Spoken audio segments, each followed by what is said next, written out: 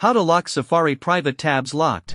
Want to keep your Safari private tabs more private and protected? Locked. Your iPhone has a built-in feature that lets you lock your private browsing tabs with Face ID. This means that when you leave private browsing, your private tabs can't simply be opened by anyone using your phone. In this video, I'll show you exactly how to turn this feature on. So, let's get started. Step 1. Open Settings. First, open the Settings app on your iPhone. Step 2. Go to Safari.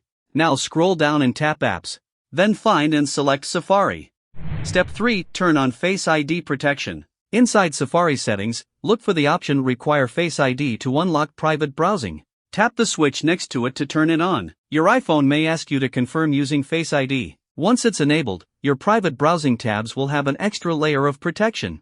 Step 4. Open Safari. Now open the Safari app. Tap the Tabs button and switch to private browsing. You can continue using private browsing as you normally do. Check the lock. Now, when you leave private browsing, your private tabs will be locked.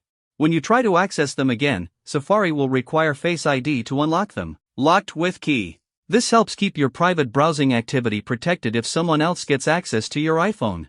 And that's it. Locked. You've successfully enabled Face ID protection for Safari private browsing. Now your private tabs have an extra layer of privacy and security. If this tutorial was helpful, don't forget to like this video, subscribe to the channel, and turn on notifications for more useful iPhone tips and tricks. Thanks for watching, and I'll see you in the next one. Waving Hand Mobile Phone.